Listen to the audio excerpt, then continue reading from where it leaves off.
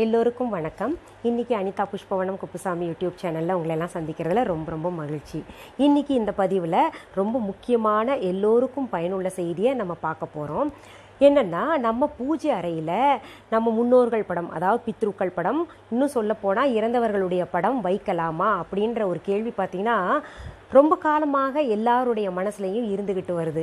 ஒரு கேள்வி நம்ம மனசுக்குள்ளே எழும்போது தான் பார்த்திங்கன்னா அதற்கான தீர்வும் விடையும் கிடைக்கும். ஏன்னா அப்போ தான் பார்த்திங்கன்னா தேடுவோம், அதை பற்றி என்ன இருக்குது, எங்கே படித்தா நமக்கு அதற்கு விடை கிடைக்கும்னு நம்ம தேடுவோம் இல்லையா? அப்படி நான் தேடினதில் எனக்கு கிடைத்த விடை நான் உங்ககிட்ட இப்போ இன்றைக்கி பகிர்ந்துக்க போகிறேன். பூஜை அறையில் பித்ருக்கள் படம் வைக்கலாமா வேண்டாமா அப்படின்னு கேட்டால் வைக்கக்கூடாதுன்னு. காரணம், இறைவன் தான் எல்லா உயிர்களையும் படைக்கின்றான், அதை காத்து ரட்சிக்கின்றான். இறைவனுடைய படைப்பில் மிகவும் உன்னதமான படைப்பு தான் இந்த மனித இனம். அப்படி இருக்கும்போது இறைவன் பார்த்திங்கன்னா பேராத்மா, எல்லாரையும் காத்து ரட்சிக்கக்கூடியவர். மனிதன் பார்த்திங்கன்னா ஜீவாத்மா, சாதாரணமாக ஒரு ஆத்மா. மனிதர்களுடைய உடம்பானது இறந்த பின்னாடி அழிந்துவிடும். ஆனால் அவர்களுடைய ஆன்மா பார்த்திங்கன்னா பித்ருக்கள் உலகத்திலே உலவிக்கிட்டு இருக்குது. அது ஆன்மா உலகம்னு தனியாக இருக்குது, அது பித்ரு உலகம்னு தனியாக இருக்குது. அதுக்குன்னு பார்த்திங்கன்னா நம்ம இன்னொரு முறை நான் அதை பற்றி விளக்கமாக சொல்கிறேன்.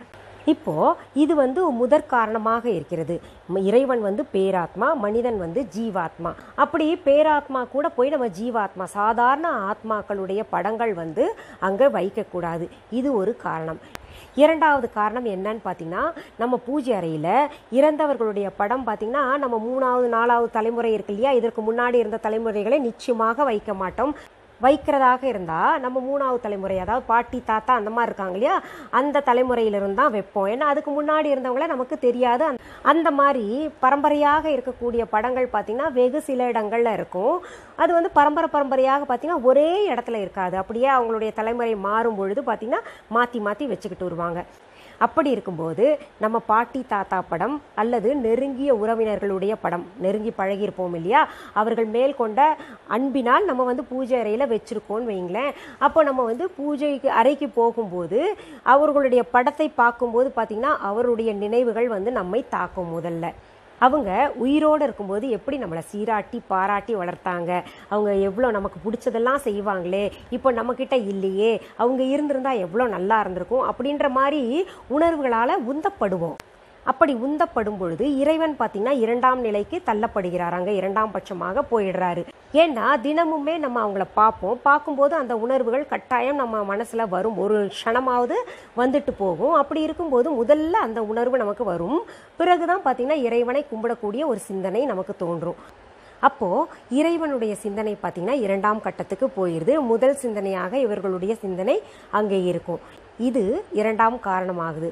அதற்கடுத்தது 3வது காரணம் என்னன்னு பார்த்தீங்கன்னா, இந்த இறந்தவர்கள் இருக்காங்க இல்லையா, எல்லாருமே வாழ்ந்த காலத்தில் நல்லவர்களாக இருந்திருக்க மாட்டாங்க.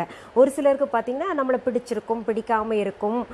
இல்லைன்னா அவர்கள் உயிர் துறக்கும் போது பார்த்திங்கன்னா ஏதாவது மன கஷ்டங்கள் மனசில் வச்சு துறந்துருக்கலாம், இல்லை நம்ம மேலே ஏதாவது ஒரு கோபத்தில் கூட இறந்துருக்கலாம்.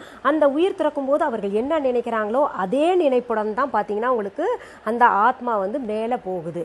ஒருவர் இறக்கும்போது பார்த்திங்கன்னா அவர்கள் கடைசி சிந்தனை என்னவாக இருக்கோ அதே சிந்தனையோட தான் பார்த்திங்கன்னா அந்த பித்ருலோகத்துக்கு அந்த ஆன்மா போகுது.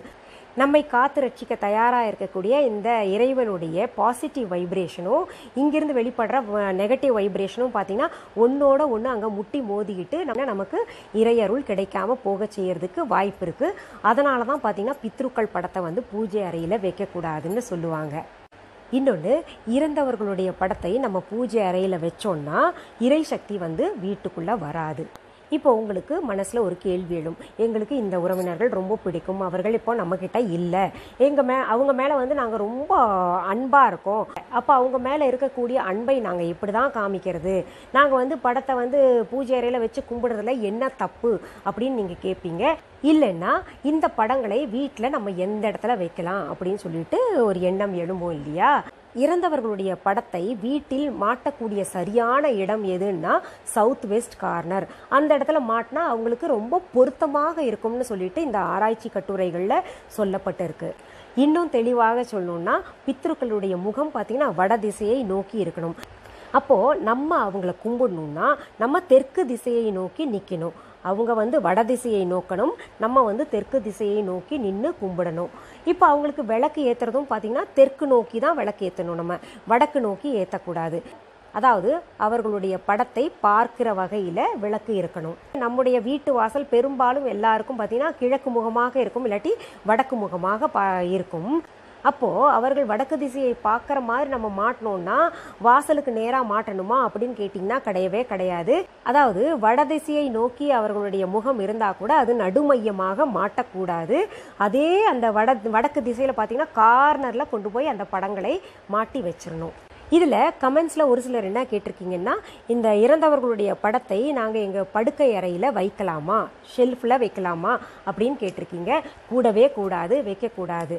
நம்முடைய படுக்கை அறையில் இறைவன் படம் அல்லது பித்ருக்கள் படம் யாரும் வைக்கக்கூடாது.